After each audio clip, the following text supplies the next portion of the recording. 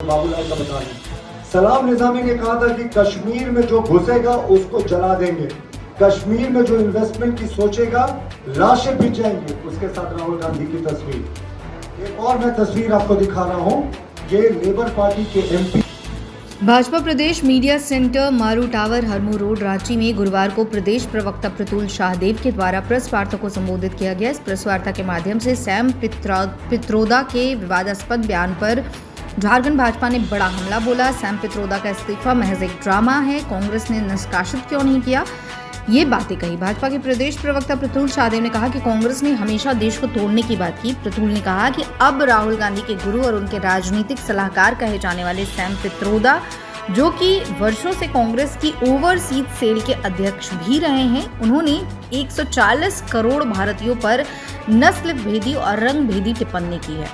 प्रतुल ने कहा कि राज्य सरकार के अवर सचिव द्वारा मंत्रिमंडल निगरानी विभाग के प्रधान सचिव को पत्र लिखकर वीरेंद्र राम के ऊपर प्राथमिकी करने के संबंध में पत्राचार किया गया था। ईडी ने राज्य सरकार को इस विषय पर 8 मई 2023 को ही पत्र लिखकर मुकदमा दर्ज करने को कहा था। प्रेस वार्ता में प्रतुल ने पत्र की प्रति दिखाते हुए जानना चाहा कि 6 महीने बाद भी मुख्यमंत्री की सहमति मिलने के बाद भी किन परिस्थितियों में मंत्रिमंडल निगरानी विभाग ने प्राथमिकी से संबंधित संचिका को दबा दिया। सैम पित्रोदा ने जो नस्लीय टिप्पणी की और अब उससे जो कांग्रेस डैमेज कंट्रोल करने की कोशिश कर रही है, मुझे लगता है बहुत देर हो गई है। सैम पित्रोदा ने जिस तरीके से ईस्ट इंडिया के लोगों को कहा कि साहब चाइनीज दिखते हैं, नॉर्थ ईस्ट के लोग, साउथ इंडिया के लोगों की तुलना अफ्रीकन से कर दी, नॉर्थ इंडिया के लोगों की तुलना गोरों से कर दी, और जो वेस्ट इंडिया है उनके लोगों की तुलना इन्होंने अरबों से कर दी। तो ये बहुत ही नस्लीय टिप्पणी है और सैम पित्रोदा ऐसी टिप्पणी करने के लिए जाने जाते हैं। इससे पूर्व भी उन्होंने टिप्पणी की थी कि जितना योगदान डॉक्टर अंबेडकर का है संविधान बनाने में, उसको बढ़ा चढ़ा कर पेश किया जाता है। ज्यादा योगदान पंडित नेहरू का है, लेकिन डॉक्टर अंबेडकर विरोधी लोग हैं और कांग्रेस पार्टी ने उस समय भी उनसे किनारा नहीं किया था। और ये तो वही कांग्रेस पार्टी है जिन्होंने अंबेडकर जी के खिलाफ उनके प्रिय नारायण को चुनाव में खड़ा करके 1952 के चुनाव नेहरू जी ने अग्रेसिवली प्रचार करके हरवाया था।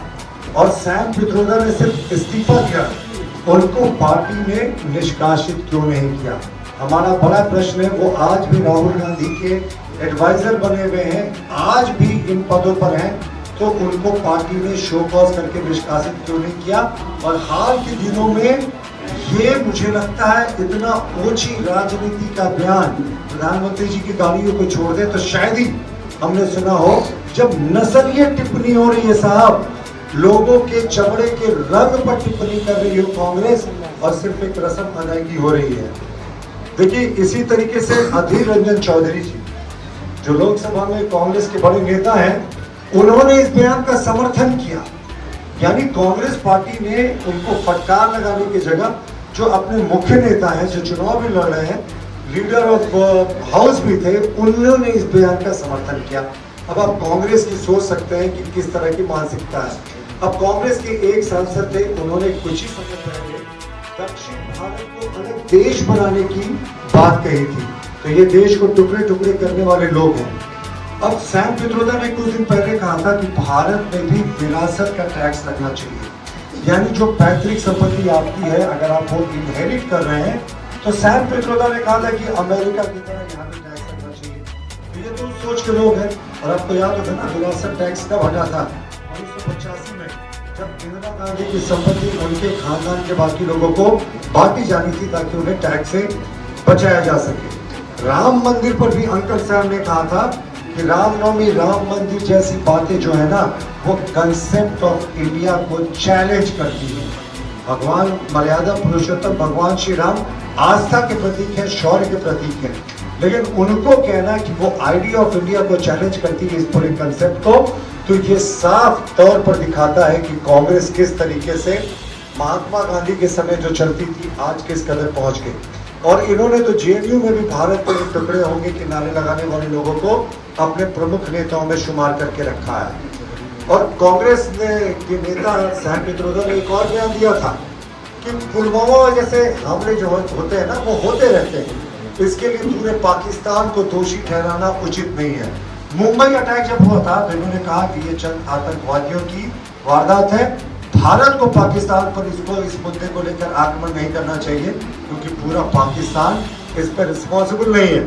तो हमें लगता है कि आज जो पाकिस्तान के कुछ नेता है जो कहते हैं राहुल गांधी को चुनाव जीतना चाहिए और राहुल गांधी अच्छे प्रधानमंत्री बनेंगे, मतलब सरहद पार से राहुल गांधी को प्रधानमंत्री बनाने की जो मांग आ रही है, ये तो अंकल सैम ने बहुत पहले इसके नींव रख दी थी। उन्होंने ये भी कहा था कि जो मिडिल क्लास है हमारे देश का, जो एक तरीके से फाउंडेशन करता है गरीबों के साथ, किसानों के साथ, मजदूरों के साथ, कि मिडिल क्लास को ज्यादा नफा नहीं करना चाहिए और उनको टैक्सेस के लिए और उनको अपना बलिदान देने के लिए, अपनी जेबें ढीली करने के लिए तैयार रहना चाहिए।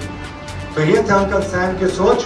कांग्रेस पार्टी ने आज भी अंकल सैम को निष्कासित नहीं करके ये सिद्ध कर दिया है कि वो पूरे तरीके से उनके बयान से सहमत है। अधीर रंजन चौधरी ने ऑन तो रिकॉर्ड उनके बयान की सहमति व्यक्त की। इस्तीफे की नौटंकी से नहीं होगा, कांग्रेस पार्टी अवलंब निष्कासित करे, लेकिन कांग्रेस किस तरीके से क्षेत्रवाद, नस्लीय विभेद फैलाना चाहती है, विद्वेष फैलाना चाहती है, वो पूरे तरीके से एक्सपोज हो।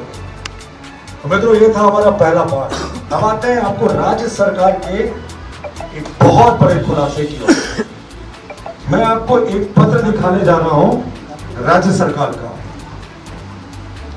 और ये पत्र ये आपको दिखाएगा कि किस तरीके से राज्य सरकार जो है वो आज भ्रष्टाचार में, लगता है मुख्यमंत्री बने हैं कि यहाँ के भ्रष्टाचारी अफसर बने हैं, ये बता पाना मुश्किल है।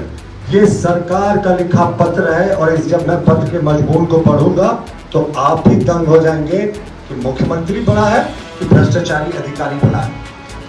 देखिए, ये सरकार के अवर सचिव संजय कुमार जी का 15/11/2023 को लिखा पत्र है, जो प्रधान सचिव मंत्रिमंडल सचिवालय निगरानी विभाग झारखंड को प्रेषित है।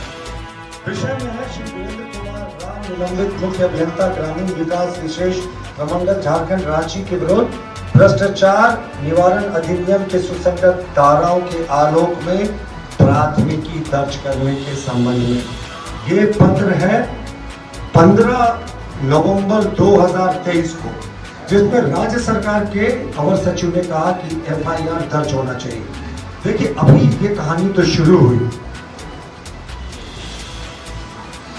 इस पत्र में आगे अवर सचिव ने लिखा है कि विधि विभाग से इससे संबंधित मंतव्य मांगा गया और विधि विभाग ने स्पष्ट किया है कि जो वीरेंद्र राम है उनके ऊपर प्राथमिकी दर्ज करनी चाहिए। ये पृष्ठ 2 का जो है वृत्तांत, उसमें आप देख सकते हैं। तो उपरोक्त आलोक पर अंकित प्रस्ताव की अपेक्षा आरोपी श्री वीरेंद्र कुमार राव मुख्य अभियंता संप्रति निलंबित के विरुद्ध देर किए बिना प्राथमिकी दर्ज किया जाना आदेश दिया जाता है। और इसका सबसे इंटरेस्टिंग पार्ट, इसका जो अंतिम पार्ट है, अंतिम लाइन है, माननीय मुख्यमंत्री का प्रस्ताव पर अनुमोदन प्राप्त है। यानी मुख्यमंत्री ने अनुमोदित किया था, तत्कालीन मुख्यमंत्री हेमंत सोरेन ने।